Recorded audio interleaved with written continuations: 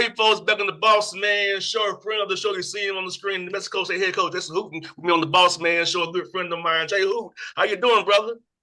Doing great. Always good being on your show. And it's been a while since we've been together. I know you're a busy man and you got all these professional teams you're covering. So it's good to be with you today.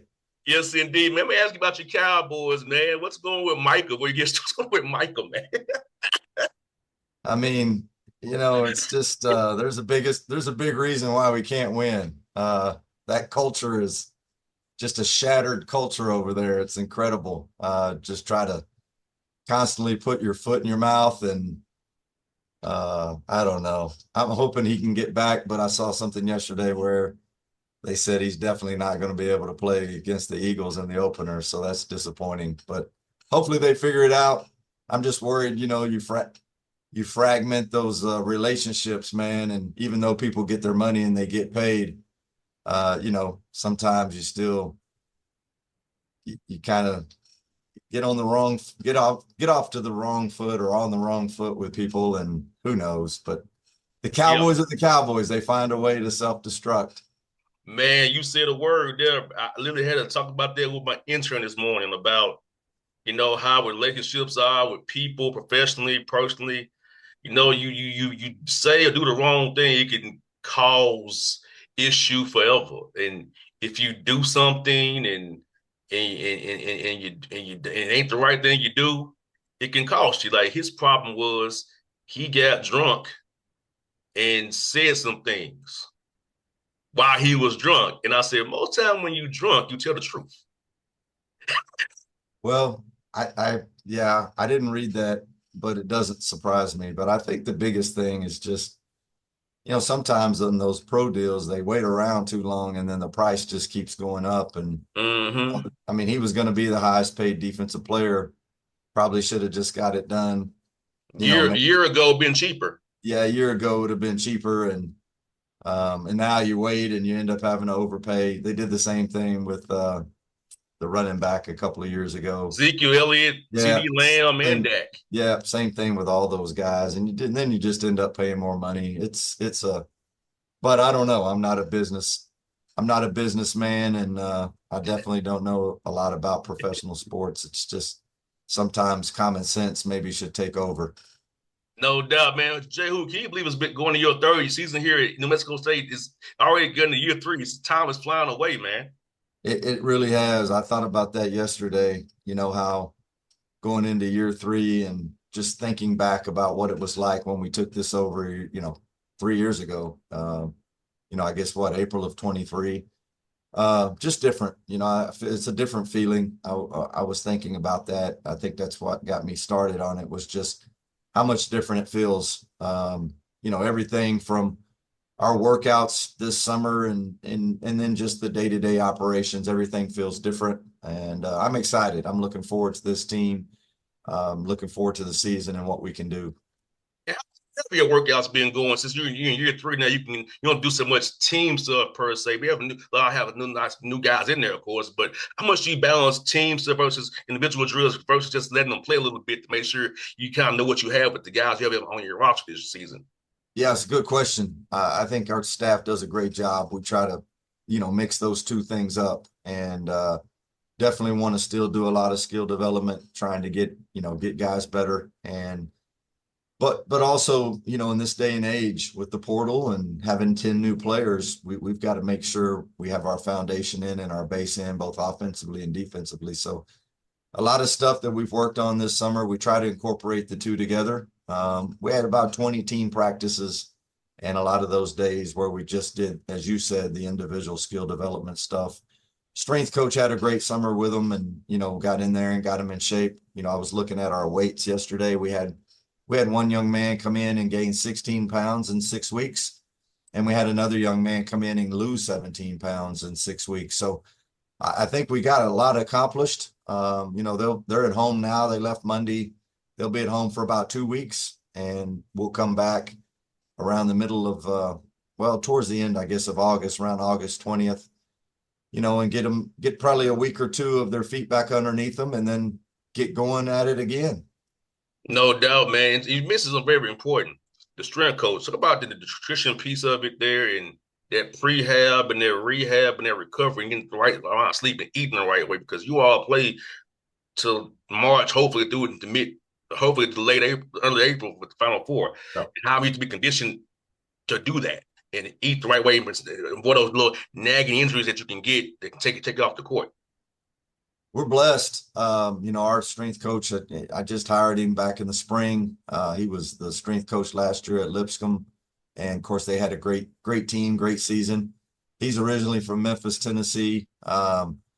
He's done a fabulous job. He was groomed by the gentleman at the University of Tennessee, who's one of the best strength coaches in the country.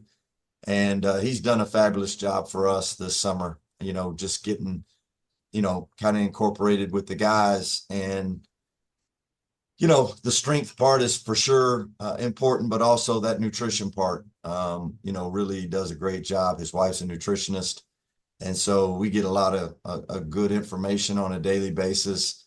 I think the food that our guys are intaking right now is probably better than it's ever been as far as what's right for them and the right time, whether it's, as you said, pre or post or, day before practice or day after the practice. He's done a great job with all of that. And we're excited to have him.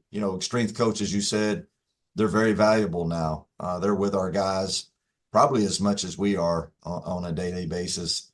And you have to have a lot of trust in that person, knowing that they're getting your team ready and hopefully preparing us for a long season.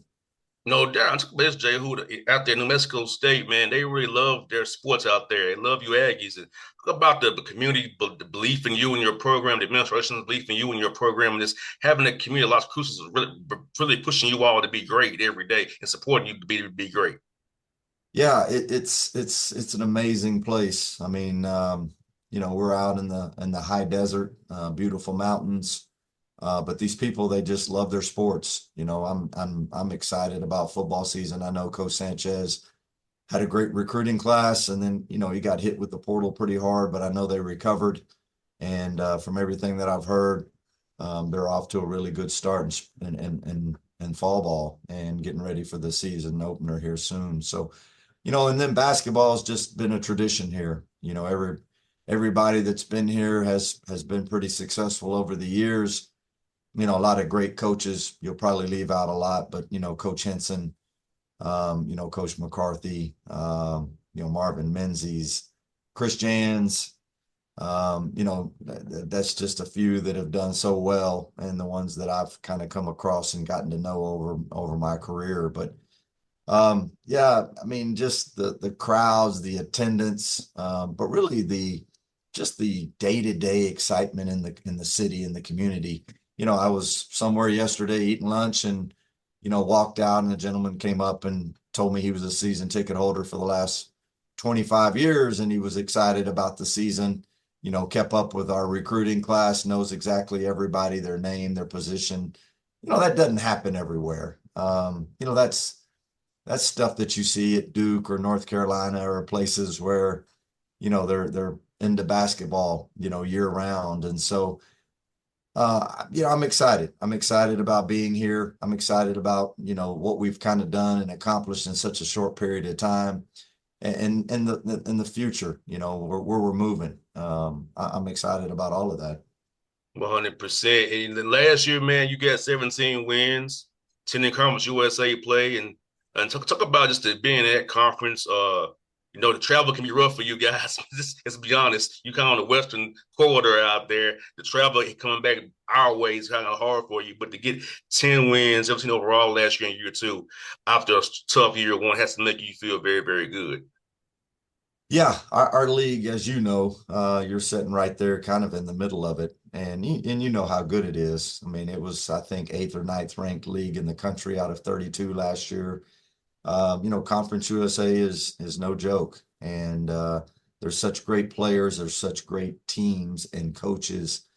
It's just you got to be ready to play. There's no cupcakes. There's no bottom of the league. Everybody's really, really good. And this year we'll have 12 teams, and I believe only 8 make it to the tournament. So, it's going to be a dogfight. And as you said, the travel is a beast. We're out here on the western side of the conference, and the more of the eastern side is probably what the conference is made up of in that area that you're sitting in. So getting out there is tough and difficult. There's some direct flights, from here, and we'll charter quite a few trips as well. But just the overall night in and night out grind. I tell our staff and I tell our team every day, that's what we're preparing for. You're preparing for a battle. You're preparing for, this year 20 games. We're going to have 20 conference games, and it's not going to be easy. There's not going to be one easy game, and you just got to be prepared. You got to be ready. That comes from, the preparation in the film room, on the court, the individual skill development to help each player get better. And then also, like you said, the strength coach and the nutrition part. I think all of those things combined are what builds your culture and your program. And you got to have that in order to play 20 conference games and hopefully be one of Yeah. the last ones, if not the last one standing in March. And Jay, who I know it's not an excuse, but the travel drains you too. So fans understand when you take those long trips to the East Coast. I know I'm gonna travel when we go out west for the NBA. It's like you get off that plane, it's like you feel a little bit of a little lag to you. So that's real. So all these things, not excuses, is really the truth, and that's why you be very prepared to deal with these things and maybe overcome the adversity of the road, because the road shows you who you really are as a player, as a person. Can you get through this tough time where I'm not feeling my best because of travel or times of difference? So yeah, I overcome all those things when on the road, and that's why I always say when on the road made me feel the best when on the road, because it wasn't ideal for us. We had to overcome something to get it done. Probably what kept us last year from winning the league. I believe we finished fourth last year, but maybe one of the things that kept us from being first or second was we lost a lot of home games that we don't normally lose. And that tells you how good the conference is. Our home court advantage here has been amazing over the years. And, we dropped a few of those at home that maybe bit us. But what I was alluding to is how well we played on the road. We were, I think 6-3 in Conference USA on the road. And, that's anytime you can finish 6-3 in your league on the road, you probably got a chance to win it. We were 4-0 on Thursdays and 2-3 on Saturdays. And I think that really, kind of goes to what you were talking about. Our Thursday games are those ones where you have a lot of rest. You get there on a Tuesday or a Wednesday. You haven't had a game since the following Saturday. And so you're pretty well rested. But you play those games on Thursday night, and then you hop on a plane or a bus, depending on how far, and you go play that Saturday afternoon game. One day to prepare, one day to recover. Those trips are tough. And I think we were 2-3 on those Saturday games. So, the home court advantage on Saturdays in our league, those are games you can't lose at home. You can't lose that Saturday game at home because it's tough, man. Those as travel really catches up with you, as you said, when you get off that plane or you get off that bus and you feel like, you felt really good about winning that game Thursday, but it catches up with you sometimes on those Saturdays. 100%. I was like a quasi back to back almost. Almost, that's about right. Yeah. I know you deal with those a lot in the NBA, and I'm sure you probably, as much reporting as you do and investigating as you do, I'm sure walking around and listening to those guys talk and also watching them, seeing their body language and how they respond and how tired they are. I'm sure you probably have a better feel for that than anybody. Jay, who I know in the first quarter how it's gonna go on a back to back. How Yeah. about no Yeah. in the first Yeah. quarter? Yeah. And it's important, you made a good point earlier off the air about how deep you think the Hawks are this year. I do think that's important even in college basketball. When you start playing those road trips, you got to have some depth sitting over there.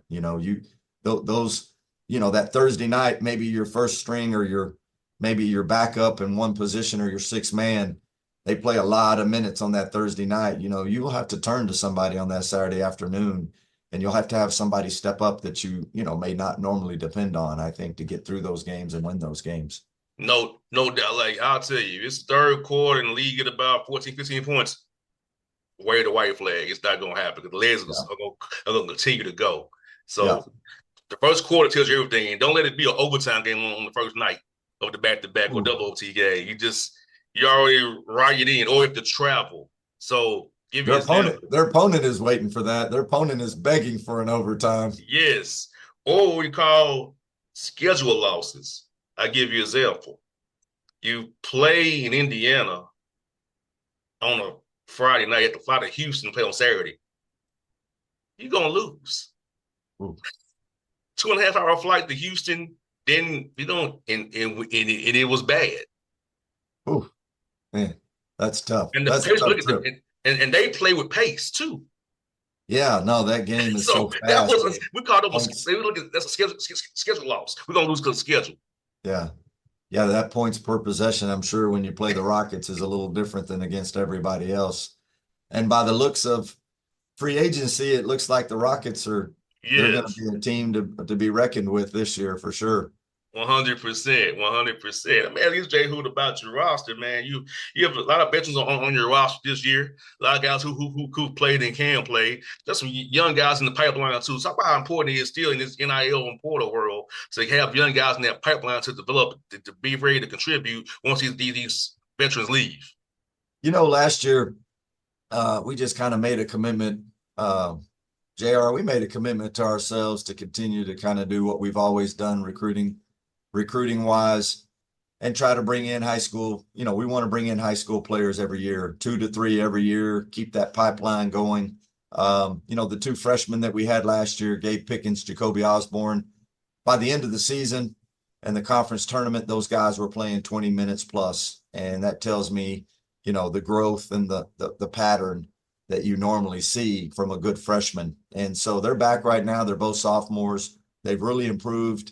It's going to take somebody coming in that's a little bit older, maybe a little more mature, experienced to come in and to take them off their, to dethrone them, de-seat them, whatever you want to call it. I mean, those guys are returners and they have that experience in our program. We went out and signed 2 more high school players this year. Omar Smith out of Baltimore, Maryland.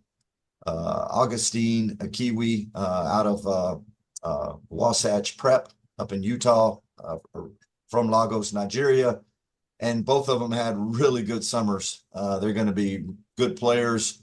I'm excited about both of them. I'm looking forward to seeing how soon they come onto the scene.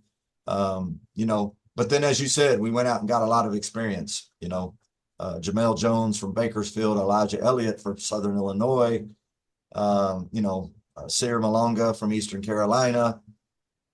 Just, a lot of guys, and I know I'm leaving off some, Jalen Randall, Southern Indiana, but a bunch of guys that we feel like, can come in.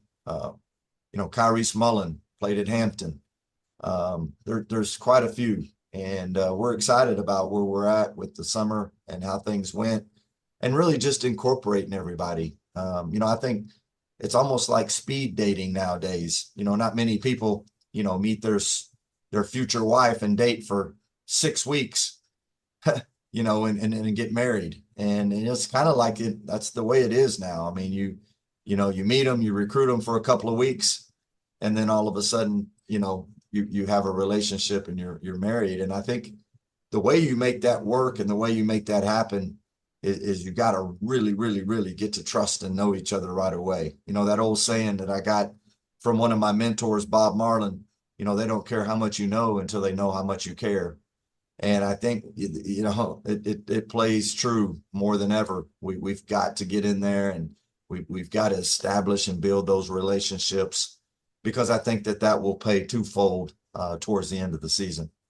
100%. Well, Jay Hood, I'll tell you what, if we wrap up here, man, I really enjoyed being at Kennesaw State to see you play. I know Antoine Petway's my friend, but I came to support you that day. So I had to smooth some things over a little bit because that's my guy. I got to see my man. So, Well, I appreciate it. I appreciate you saying that, but he's a good friend of mine. He and I have become good friends. And I think, the biggest reason we've gotten to be close is because we're a lot alike. He's a mm-hmm. really passionate coach. He doesn't ever sit down. he walks up and down that thing. I think we both have teams that are known to play hard and play aggressive and physical. And then I think both teams are really good defensively. And, and he and we've talked a lot this summer, become good friends. So I'm sure he won't hold that against you that Yeah, you, we him have we would have yeah, lunch for a great game, man. We got said, man, I said, who's my guy, man? I was a little shocked when you walked in that day. I didn't know you were coming. So it was a pleasant surprise to see you. And don't tell Petway this, but you obviously were the lucky charm and you brought us some good luck that day. So I really appreciate Hey, that. who? I'm I owe you 2-0 lunch. when I'm with you, man. I'm 2-0 when I'm with you. I appreciate that. You're the good luck charm. All I lost was Western lost 2-1, 2-1. So I'm 2-1 with Yeah, you. that was the year before. That doesn't count. Yeah, yeah, man. So Last yeah, year you were 2-0. yeah. So yeah, man. It's good to see you, brother. Like I said, man, I look forward to seeing you when you come out this way, man. And I always enjoy our chats, man. We're doing this a long time with each other, man. So it's always fun to have you on the show, man. Yeah, no, appreciate you having me on as always. One of my favorite shows to be on. I think you do a tremendous job and we appreciate everything you do for college basketball. Appreciate you, brother.